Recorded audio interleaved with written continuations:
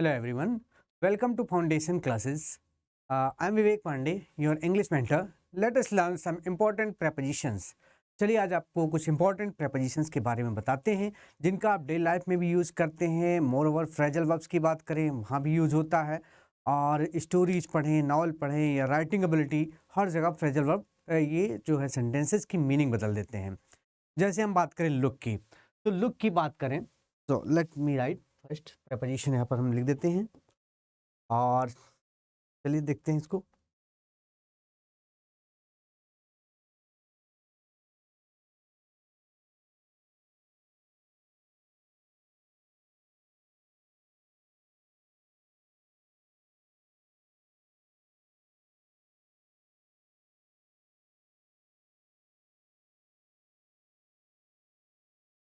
Yes students, तो चलिए देखते हैं हम. जैसा कि आप जानते हो लुक, लुक की अगर हम बात करें, फर्स्ट वन हम देखते हैं लुक के बारे में. अगर हम बात करें so what is look. Look means everyone knows, look means होता है देखना.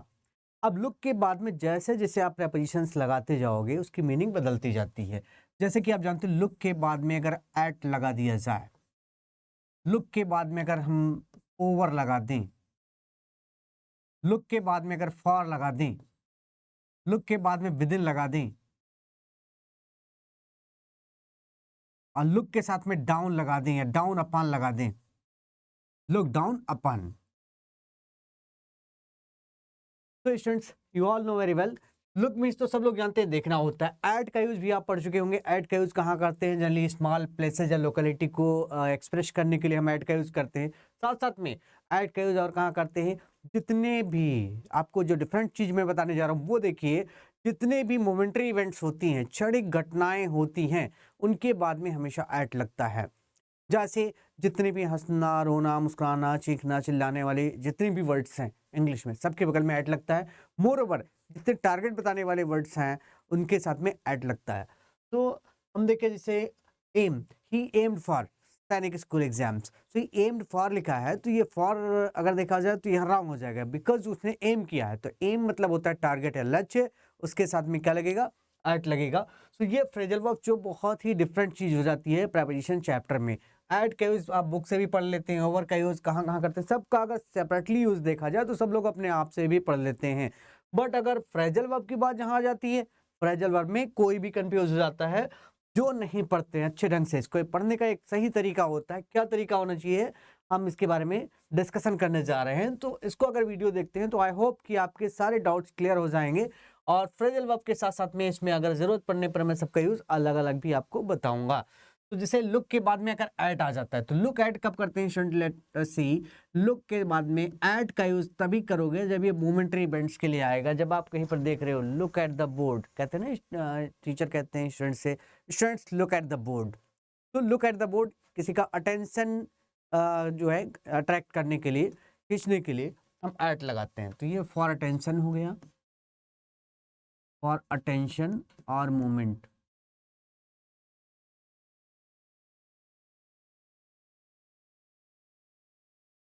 क्या यूज करेंगे बच्चों? लुक के बाद में ऐड तभी लगाना जब कहीं पर किसी का अटेंशन आपको लेना हो कि भाई बोर्ड पर देखो, तो यहाँ पर हो जाएगा look at the board. Where are you looking at? Look at the board बोलते ना, he was looking at me, he was looking at her, ऐसे बोलते हो. लुक के बाद में ओवर क्या होता है? लुक ओवर होता है टू इन्वेस्टिगेट. टू इन्वेस्टिगेट,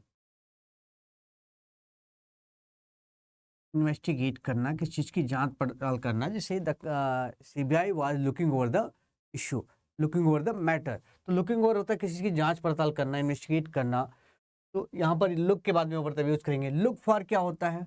ये तलाश जिसको कहते हो, सर्च फॉर, किसी चीज की जब तलाश करते हो आप, सर्च करते हो, वहां पर लगाते हैं. और लुक विद इन क्या होता है? लुक विद इन कहते हैं आप कोई टारगेट अचीव करना चाहते हैं, विद इन 6 मंथ से एग्जाम आपको क्वालिफाई करना है, यहाँ पर पहुंचना चाहते हैं, तो सबसे पहले first of all you must look within yourself. Look within means होता है to introspect. To introspect, to introspect यानी आत्मचिंतन करना, सोचना कि मुझे अगर क्वालिफाई करना है तो क्या करना होगा, इसके लिए हमारे क्या पॉजिटिव क्वालिटीज़ हैं, क्या नेगेटिव क्वालिटीज़ हैं, और उस पर वर्क करना होगा. अपने नेगेटिव जो भी एक्टिविटीज़ हैं, नेगेटिव क्वालिटीज़ हैं, उस पर वर्क करना होगा. तो कहते हैं look within your self first. Look down upon क्या हो जाता है? लुक डाउन अपॉन होता है स्टूडेंट, जैसे कोई आपसे गलती हो गई, बहुत सारे बच्चे लगभग शरारती ही होते हैं, और जब भी पकड़े जाते हैं cot red handed, when someone cot red handed, क्या होता है? पापा बुलाए बेटा इधर आओ, और डांटते हैं तुमने ऐसा किया है। अब चुपचाप पापा के सामने खड़े हो, नीचे सर करके खड़े रहते हैं। अब बोलते हैं पापा नीचे क्या देख रहे हो, सीधे देखो, फिर ऊपर करते हो नीचे, फिर नीचे करते हो, इस तरह से जैसे नीचे ऊपर करते हो और कहते हो कि बस इस बार बच जाओ ना, उसको छोड़ूंगा नहीं जिसने ये इस बात को रिवील किया है। तो वहां पर होता है लुक डाउन अपॉन, एक बार नीचे किया फिर ऊपर किया सिर को, तो इस तरह से look down upon phrasal verb बना। और ये होता है हेटफुल आइज से, टू हेट से, to look at someone with contempt, या to see someone, to look at someone, look at someone or something with contempt, contempt और hateful eyes से भी बोलते हैं इसको, hateful eyes भी बोलते हैं, यानी घृणा की दृष्टि से किसी को देखते हो तो वहां पर क्या लगाते हैं? look down upon। तो students let us take some example on it. चलिए कुछ एग्जांपल लेते हैं और इस पर फिर करते हैं, हम लोग डिस्कस करते हैं इसके बारे में।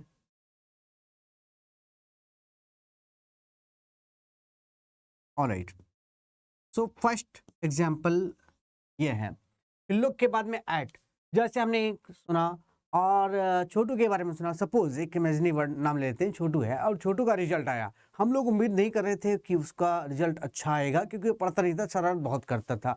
उसका रिजल्ट आया और वो टॉप क्लास के मार्क्स लेके आया। सो हम लोग उसका जब नंबर सुने, अच्छा इतना बढ़िया नंबर लाया है, तो वी वर सरप्राइज्ड,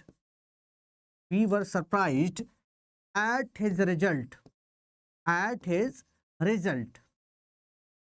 उसका जो रिजल्ट आया उस पर देखो, यहाँ पर सरप्राइज के साथ में एट लगा, तो ये एट मोमेंटरी वर्ड हो जाता है। एंड यहाँ पर लुक की हम लोग बात कर रहे हैं, सरप्राइज के साथ में एट लगा दिया, एट का यूज आ गया है, तो एट का यूज यहाँ मोमेंटरी वर्ड्स के लिए होता है। सरप्राइज हो गया, लुक्ड हो गया, एट होता है। And the students were looking at the board,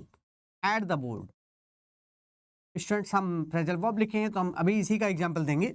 आगे और भी आपको डिटेल नेक्स्ट क्लासेस में बताएंगे ऐड के बारे में, कहाँ कहाँ यूज़ करते हैं। तो एक शॉर्ट फॉर्म में हम बढ़िया से बना देंगे, ट्रिक बना देंगे सबकी, और आसानी से आप याद कर लेंगे। तो यहाँ पर बोर्ड पर बच्चे देख रहे थे, यानी लुक के बाद में यहाँ पर ऐड लगाया गया, तो देखने के लिए, सिंपली देखने के लिए लगा दिया गया। एंड लुकिंग ओवर की अगर बात किया जाए तो द कमिटी वर, यहाँ पर कमिटी एक नाउन है, कलेक्टिव नाउन जो कि होता है स्टूडेंट्स। कलेक्टिव नाउन के बारे में आपने पढ़ा होगा, जब किसी कलेक्टिव नाउन को एज अ होल या सिंपल एक ग्रुप के सेंस में यूज करते हैं तो इसके साथ में सिंगुलर वर्ब आती है, और इसको एक ग्रुप मान के बात करेंगे तो ये हो जाएगा the committee was looking over the case.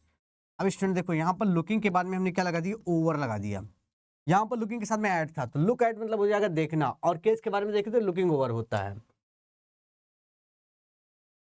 Before appearing in the exam,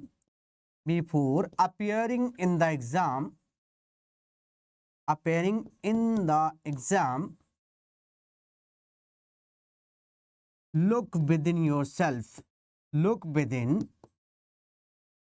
yourself, कहते हैं एग्जाम में अपेयर होने से पहले अपने अंदर देख लो, यानी आत्मचिंतन कर लो कि आप रेडी हो कि नहीं हो। तो इसके लिए आ जाता है नेक्स्ट है।